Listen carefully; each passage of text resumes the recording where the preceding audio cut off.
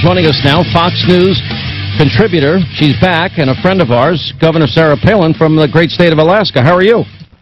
I'm doing great, Sean. How are you? You know, I've kind of missed you. You haven't been on in a while, and I'm like, did I do something to make you mad? You know, because I do piss people off. I just was hoping it wasn't you. No, but it's good to be back, and really miss your audience. I think they're the smartest people in the world listening to you, Sean. You know, there's a lot of, you made a lot of news lately, and the thing that has intrigued me the most is that you talked about the possibility that maybe if the Republicans don't get out of their rhino ways, that you would maybe support a third party, a freedom party, if you will. What's the status with that? Well, it's certainly not my first choice. You know, the Republican Party is the party of Lincoln and Reagan, and the planks in the platform are right for this country. I stand strong on those planks. I just wish that more of our leadership, the movers and shakers within the party, would stand strong on those planks with the rest of us, those who, you know, want to stop Barack Obama's transformation of America. And the way that we do that is by staying true to our principles. So, no, those who are kind of capitulating and caving and giving in to Obama and what the mainstream media would want from politicians, it gets frustrating, and it tempts one to believe that if they in the party abandon us, we have no other choice. But it's not the first choice to go there. You know, it's kind of the way I feel. I have an opportunity in the state of New York to register on the conservative line, and I kind of view myself more of a conservative. And it's also kind of a message I want to send to Republicans that they have, in many ways, they've disappointed many of us that are conservative time and time again. So I am a registered conservative. You know, I think back to Reagan when he said, we don't need pale pastels, but bold colored differences. And he asked the question in a speech rhetorically when he said, is it a third party we need or a revitalized second party? And he answered it by saying a revitalized second party. Oh, and I absolutely agree. I do.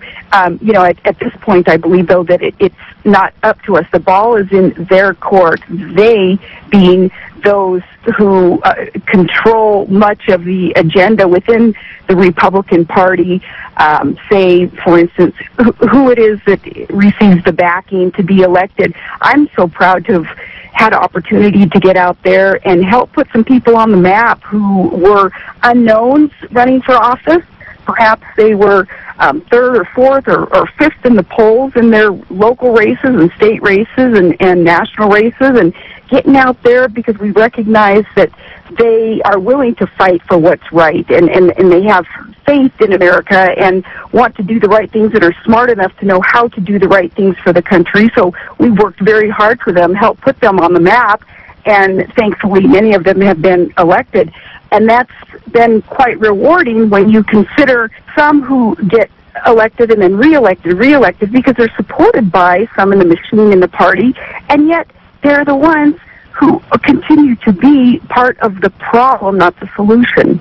Yeah, I agree with what you're saying. It's interesting. I don't know if you saw the comments earlier today or over the weekend, a speech that was given by Bob Bennett, who lost in Utah to Senator Mike Lee in their primary system, which is a little different than the rest of the country. And he's blaming and lashing out at the Tea Party for destroying the Republican Party. And I'm thinking just the opposite. I think if the Republican Party is going to be saved, it's going to be by Tea Party conservatives that force them to live up to, as you point out, their platform and their stated values. Amen, brother. That's exactly right. And that's why I'm proud to be part of the grassroots Tea Party movement. I mean, Ted Cruz's Tea Party, he represents what the common sense independent patriot who's a part of this grassroots movement is all about.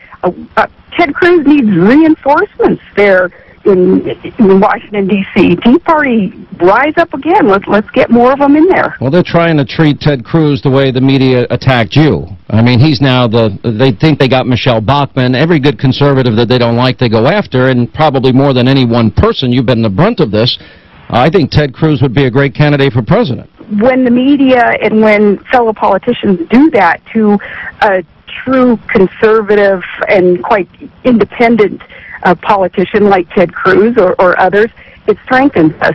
So that's okay. Nobody needs to feel sorry for those who are being attacked. It means that we're doing something right. Yeah, but you were way ahead of the curve. You're making a lot of good points here because you supported Rand Paul, Ted Cruz, Mike Lee, Marco in Florida. I know some conservatives are pretty mad with Marco over the immigration bill, but you were kind of ahead of the curve on a lot of this stuff. Well, you know what we did, Sean, too? We went out there and we looked for candidates who would be seen as unconventional, like Nikki Haley and Susana Martinez, and did all that we could for them, too.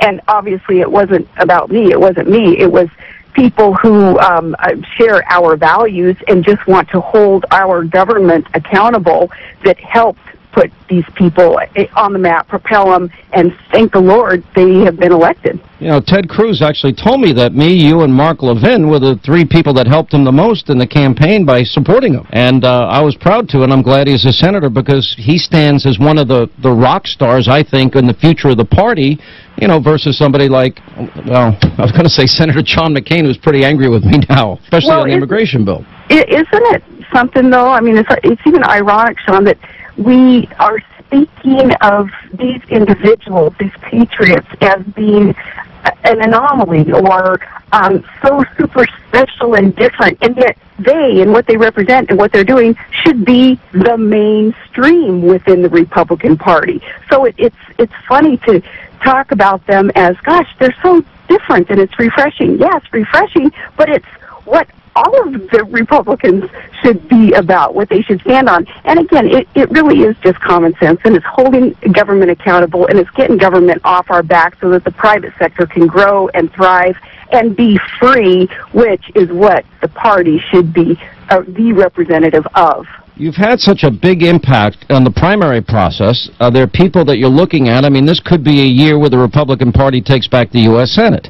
Are you paying attention to some of these important Senate races? Are there people that you're looking at now that you think might be able to join that group of solid conservatives in the Senate? Absolutely. As I say, Ted Cruz needs reinforcements.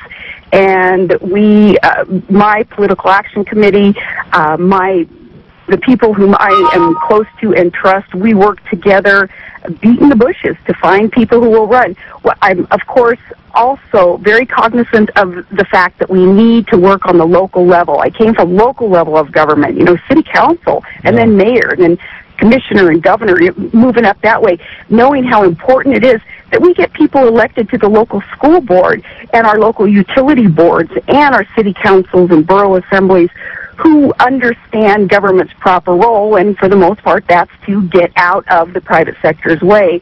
So continuing to work on a local level, too. But, yeah, paying attention to what's coming up in 2014. Can't wait for these midterms because I won't stop until we get that government that the middle-class, hard-working, average, everyday American deserves. That's a government that will work for them, not against them. I'm worried that, at best, the Republican agenda now is only managing the decline, not reversing it.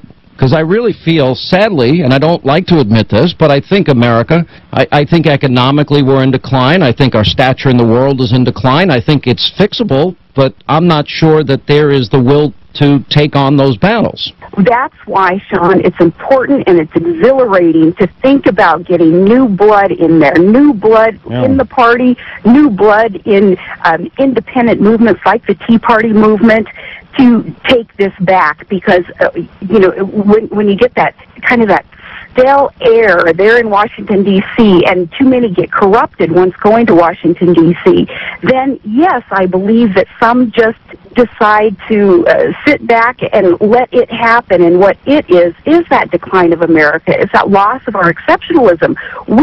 It's not too late to get it back, but we need new blood, we need new energy in there, and that is then combined with the experience that some of the elders do have, and you know, you can all work together on getting things done, but I'm all for new energy for America.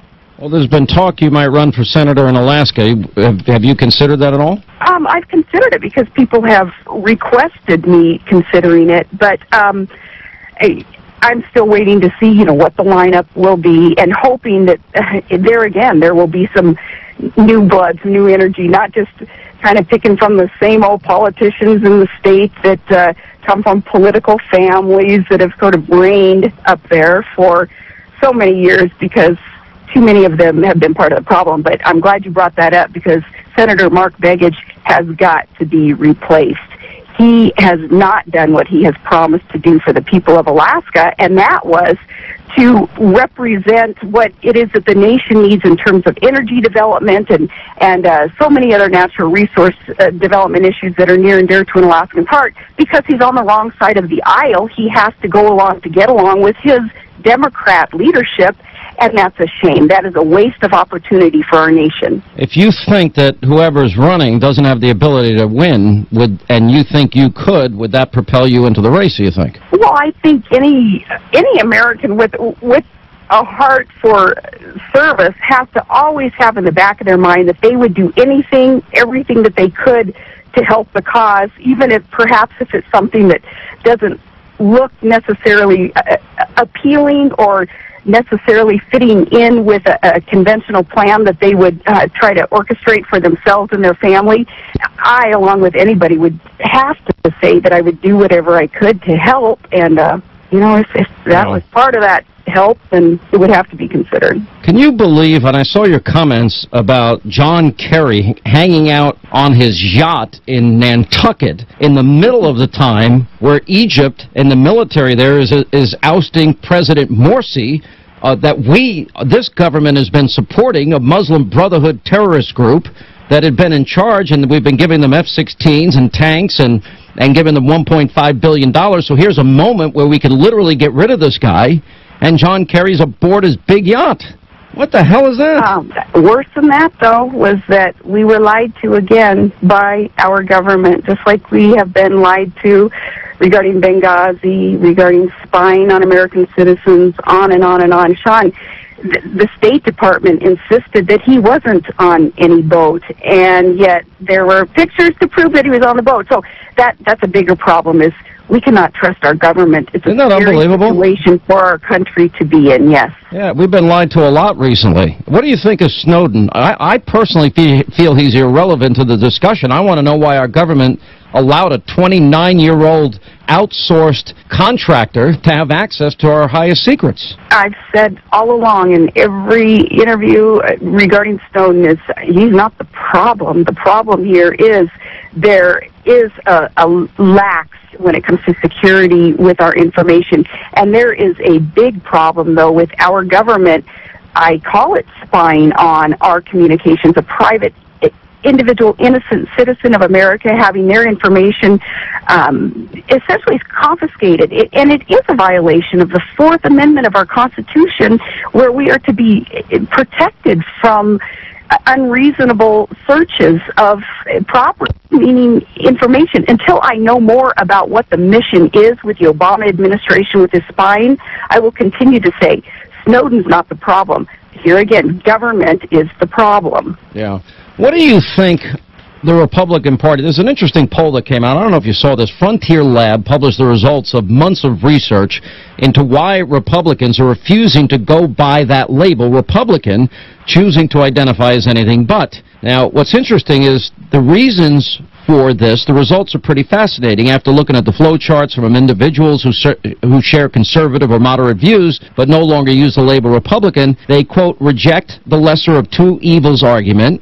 They articulated a loss of hope in the GOP and the affiliation with the new community and an incident of perceived betrayal by establishment GOP figures. Yeah, exactly. Well, let me personalize that a little bit. My response to that is, when I first ran for mayor, I ran against a sitting Republican mayor. When I ran for governor, I took on Senator Frank Murkowski, 22 years in the Senate, who was our sitting Republican governor. I had to buck the system because these Republicans in office were giving the party and the platform a bad name because they weren't doing the job for the people. They had been kind of not so much corrupted, but become more of those,